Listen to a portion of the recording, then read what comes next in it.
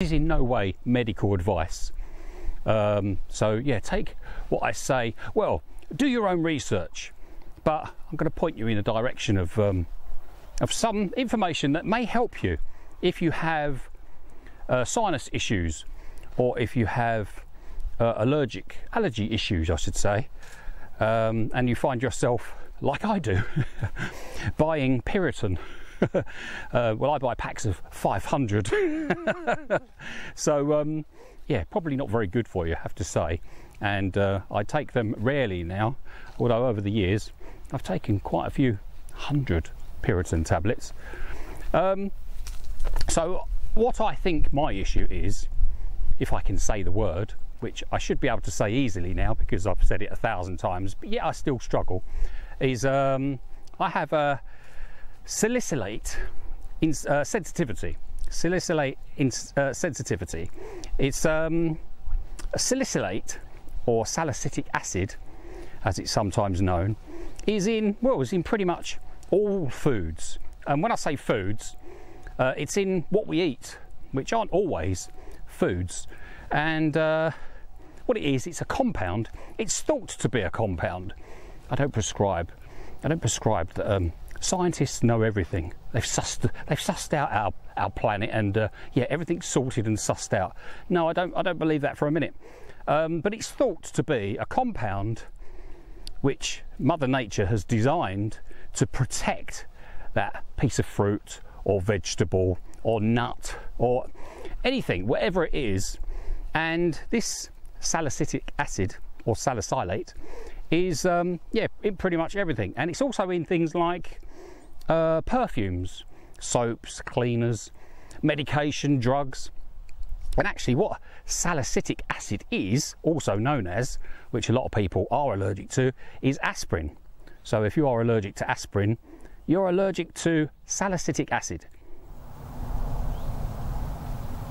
So I did have some comments talking about hopefully I get better soon, and suggesting that perhaps I had some form of upset stomach. Yeah, so when I have a reaction, my allergic reaction to this salicylic acid or salicylate compound is to have extreme hay fever type symptoms. Now, it's not hay fever, it's definitely not hay fever. And what it feels like, do you remember, I think you can still buy it now, the kids can still buy it now, sherbet dip. Now I don't know what they call sherbet in America, but it's like a fizzy powder, like a candy. And you know, it's like that tart, you know, that sour taste that you can get in sweets. And it's like snorting a big pile of it and having it in your sinuses. And it is absolutely excruciating. That fizzing, oh, it's just unbearable, and it's horrific. And it makes your nose stream, makes your eyes water, and it completely disables you. You can do absolutely nothing. And yeah, all you can do is really blow your nose and hope it passes. And yeah, sometimes in the past I've had it for days and days and days and days, and it's yes, it's truly horrific. And I should probably have shares in Kleenex, because that's all you can do is blow your nose.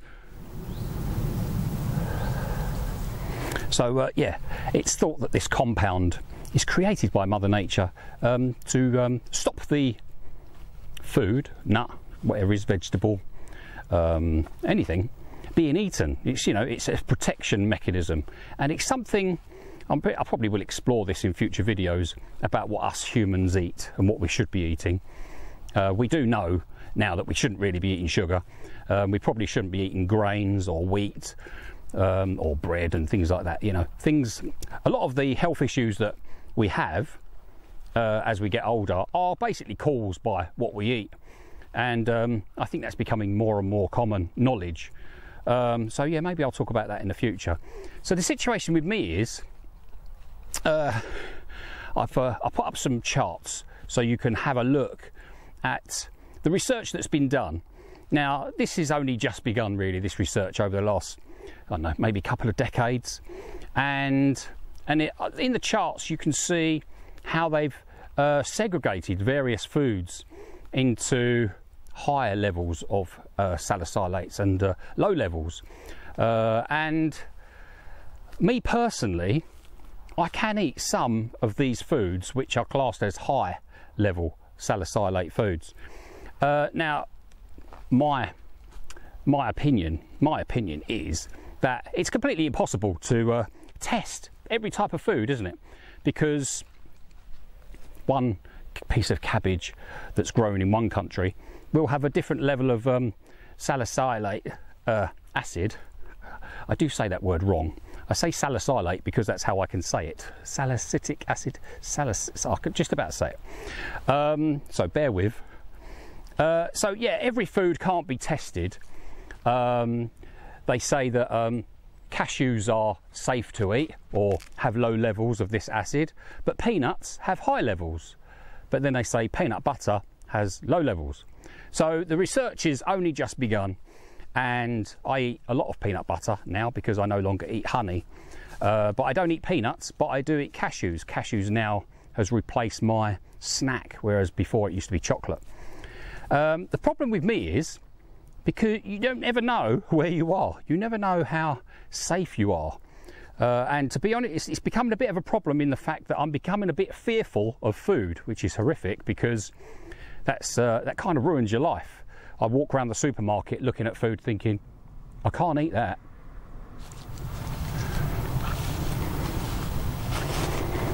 Yeah, I just know that some food is going to make me ill. Like, I cannot eat shop-bought tomatoes. I just can't. I've tried and tried and tried over the years, tested them. Yet my own tomatoes from my garden, I can eat, which makes me think, is the food being sprayed with something? Are the crops being sprayed with something? And obviously I don't spray my tomatoes with anything. But then there's foods like, I'll buy maybe some chicken or pork and it'll be in a marinade. And if that marinade has olives in it, I'm done for. It wipes me out completely and I have a really, really bad reaction. So yeah, it kind of does affect your whole life. And you have to look at foods on menus just to see, like I cannot eat spinach. Spinach is really very high in this salicylic acid. So I tend to limit my green leaves to lettuce, very, very low in this salicylic compound. So yeah, it's kind of ruining my life. But the more and more I learn about it, you know, the more I can eliminate from my diet, which is, my diet is pretty limited now. It's limited to basically meat, although sometimes I will open a can of Heinz beans, and I do love baked beans. I grew up eating baked beans. Now I've had this issue my whole life. Now I know my mum used to give me baked beans as a kid, and yes, and I used to have all sorts of respiratory problems, bronchitis continually, sinus problems continually. I spent the first 4 years of my life in and out of hospital. I had my tonsils removed and my adenoids removed, and I think they're starting to realise that those are quite important parts of the body. As you get older, they kind of help you fight infection. And in the 1970s and 80s, they were quite keen to just chop them out of children to try and sort out health issues. So yeah, if you've got a child that has respiratory issues, maybe look at their diet, maybe look at these salicylic compounds, and maybe test the foods on your child to see, are they better after eating something, or are they worse after eating something? But yeah, this is a big deal, and this is going to be massive amongst all of us.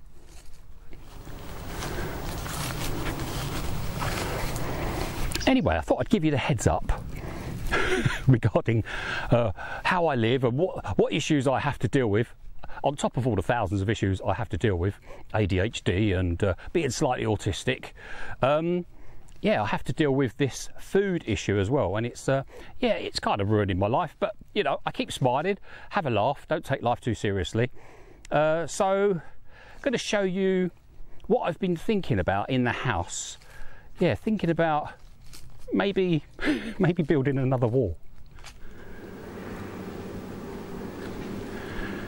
So this should probably be a separate video altogether, but I thought I'd just stick it on the end of this one because it's what I've been thinking about this week, and just show you what I've been thinking about in the kitchen. So I've got this area in the old kitchen, what was the kitchen, which if you're been watching my channel for a while, you'll know that there's always been a bit of a nuisance area. And I bet you've got an area in your house that you wish would just disappear. Well, for me, that's this area. So I've got this under the stairs cupboard, which is absolutely freezing. The stairway is absolutely freezing in the winter. The drafts that come down by the stairs, yeah, absolute nightmare. So I need to sort something out, and I've spoken about this in the past, about sort something out about this this cupboard. And I also want to put a wall here to separate this area off completely, because this area is going to be it's going to be where I store my chest of drawers and wardrobe once the sink situation's been sorted, if it ever gets sorted. So yeah, I'm thinking about the problem I've got. I want to put a wall here just to make this area nice and cosy and separate it from the cold area. Excuse the mess. I want to buy some racking. I only did this the other day. I was moving some furniture around, and within about 30 seconds that unit there was absolutely covered in stuff. I just can't help myself. So I want to get myself some racking so I can store my tools and whatnot. Anyway, so yeah, my idea is to somehow block off the end of this little area in the house. Now, you know what I'm like. I do like a wonky wall. You know, I can't take this house seriously. I don't take it seriously at all. And I think if your house is bought and paid for, and you have no intention of selling, you can kind of have it the way you want it. I'm a bit daft, you know, I don't take myself seriously, and I like things that are a bit stupid, you know, a little bit weird, a little bit, you know, it's just how I am. So I'm thinking that perhaps I could put a bit of a wonky wall in here. One of the situations I've got, if I'll just show you over my shoulder, is that I've got a window that brings light in at the end of what would have been, well, this was the great room. This was one big room before I started putting partitions in, and it kind of became a hallway. So I've got this window which brings in really valuable light, and I want to try and save some of that light. So however I do this wall, I want to try and incorporate some glass. So yeah, I'm thinking about making the wall a bit on the wonky side, and I've got a window there, and I kind of like the idea of using that window. Anyway, that's what I've been thinking about the last few days. As always, I've got no money to do any of these jobs. Lots of people say, oh, you could do this, you could do that, you could do that. I go, well, yeah, if I had the amount of money needed to do all those things, I probably wouldn't be living in this house. So yeah, I've got a budget of about £3 to do this job, and well, maybe 4. So yeah, it's going to take a bit of thinking about, and yeah, I need to do it really before the weather gets cold. And there's a wall behind you, which if you've been watching the channel for a while, the wall with the little window in and the door, yeah, that wall's been moved about 3 times already, and I'm thinking about moving that again. Anyway, just a little catch up from me. I hope what you've heard in this video is helpful. You could do a bit of research. You'll probably have to watch this video again and pause to look at the charts that I put up. But yeah, don't assume you've got sinus trouble, or just sinus trouble, or hay fever. It's probably something that that's disagreeing with you. See you later.